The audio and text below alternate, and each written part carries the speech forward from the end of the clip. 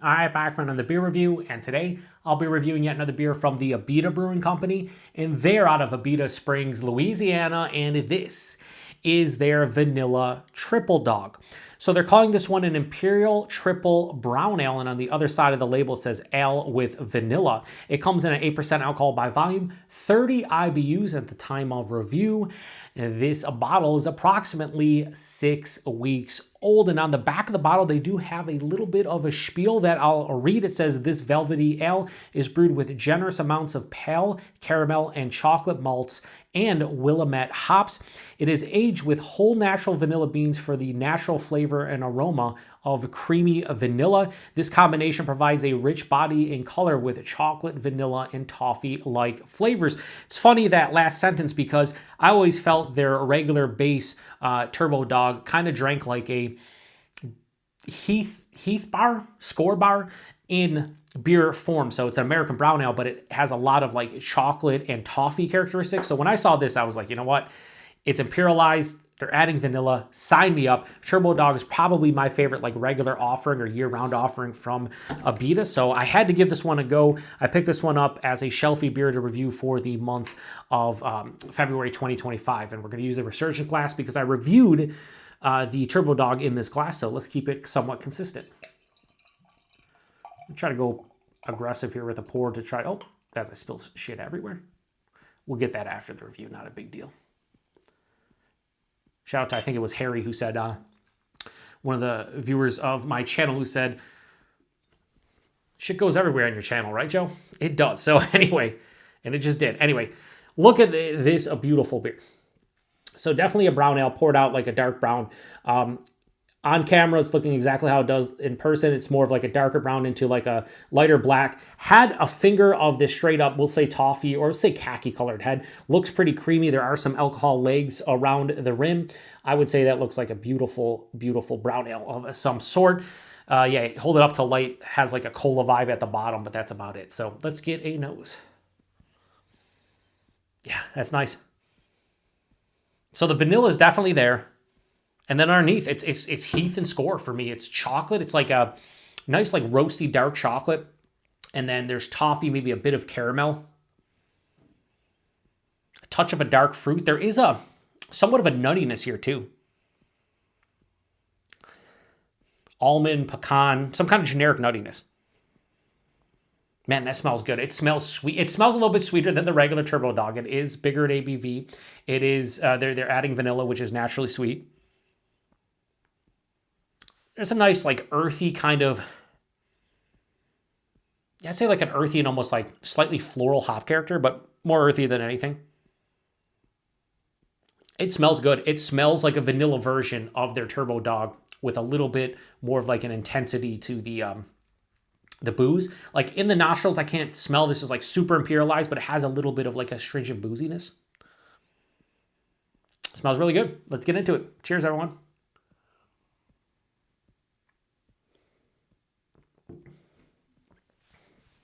Wow, they went pretty heavy-handed with vanilla. Ooh. So first things first, it is called Vanilla Triple Dog. If you don't like vanilla, stay away from this one. This is one of the more vanilla-heavy beers. In fact, I challenge Kyle over at No Hype Beer Reviews, very good friend of mine, fellow beer tuber, to if he sees a bottle of this, because I did pick this up in the West New York area, Buffalo, New York. Kyle is in the Albany region. He should be able to see this on the shelves locally at one of his favorite bottle shops. If he sees a single of this one, Kyle, grab it. Please grab it. Everyone says he's the vanilla police. There's never enough vanilla for him, it seemingly. This should have enough vanilla for him. Maybe not, though. Definitely has enough for me. Buying this one 8%, it's like medium, a touch over, so maybe a little bit thin.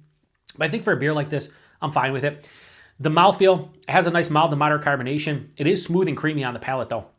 It definitely has a nice smooth creaminess to it. So I think the mouthfeel is better than the body. The taste, a lot of vanilla. Front to back, sweet, creamy vanilla. Almost, you could almost say it's like a little bit of like a marshmallow, because there's a lot of vanilla here. Did they go too heavy-handed with the vanilla? Maybe for some. I'm not hating it, but I think the base beer gets lost a little bit. I'm getting underlying roasted malt, sweeter dark chocolate, a little bit of that toffee character, touch of caramel, maybe a bit of like a darker fruit. I'm getting more like a grapey kind of like raisin kind of feeling. Midway through the palate, touch of a generic nuttiness. On the finish, has an earthy hop character, mild to moderately bitter. There's a nice semi-dry finish. This leans sweet. With the vanilla here being a bigger in ABV, it definitely leans sweet. It's not cloying. It's not over the top. It's not super rich and decadent. But if you're somebody who doesn't necessarily want a ton of vanilla, this might not be for you. I don't remember what I gave the regular Turbodog as far as a score goes. I would probably, looking back, I'd probably give Turbodog like somewhere between 3.75 to 4, and I think this is right in that realm, just in a different way. I think Turbodog is more of a traditional American brown ale, but it has some English kind of feelings to it as well, some vibes. But I just remember that being a Heath bar, but without like an excessive sweetness that you'd get in a Heath bar, which is obviously a candy bar or a chocolate bar. But this is more heavy-handed with the vanilla and more vanilla forward with some of the accentuation of the base beer. I would like to see maybe the vanilla toned down a bit and then the rest of the base beer coming in the forefront. 8%, a little bit of warming in the chest, no booze on the palate or anything, so it's pretty nice from that perspective. Lately I've been saying that a lot of these adjuncted beers I've drank over the past couple months, like I want some more of the adjuncts. And then some of them I say, like, tone down the adjuncts. I think this would be one of those beers where I know it's called vanilla triple dog, but tone down the vanilla just a little bit, just a smidge. And I think you have an absolute winner on your hands here because it's not letting the base beer shine as well as it should. I now want to just try an imperialized version of Turbodog, sans the vanilla. Just give me the regular Turbodog, bump it up 2.5%, 3%, 4%, 5%, getting into that 8 to 10 range, and then throw that out into the wild.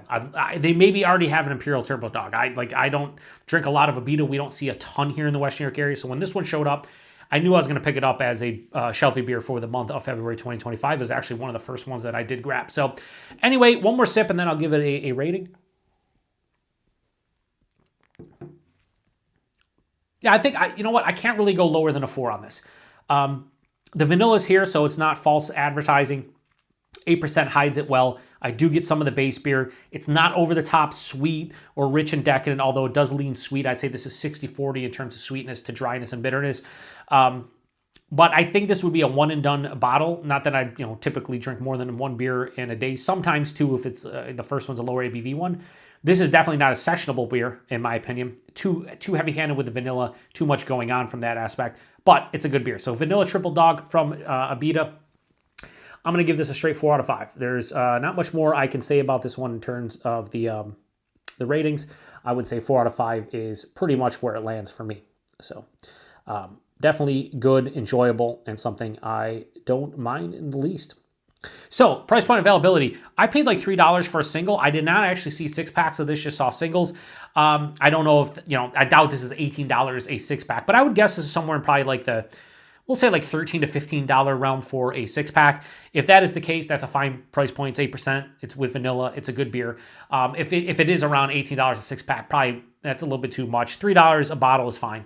But let me know what it is in your neck of the woods. If you've seen this one or you bought it, I'd be curious. And then availability, it's Abita. I really don't know. I just know here in the Buffalo, New York area, we get their stuff from time to time. We get most of their, we get Purple Haze, Turbodog, a couple other seasonals and whatnot, but this is the first time I've seen a specialty. They say limited release. So I'm pretty happy that this showed up, and I'm glad I gave it a go. They probably have a beer finder on their website, so if they do, definitely check that out and see if this one's available in your neck of the woods. So again, if somebody has had this one, please post in the comment section. Let me know what you think about it, and if you would get this one again. Would you try this one out? If you've had Turbodog before, or even if you've never had an Abita beer, does this sound good to you? A vanilla Imperial Brown Ale? Something different. I wanted something different for the channel, and I was like, all right, it's Imperial Brown Ale, or Imperial Triple Brown Ale, and then they're adding vanilla on top of it. Let's give it a go, and I'm happy I did. So I'm going to shut this one down. Appreciate everybody stopping by for another beer review here on the Beer Patrol. To the next one.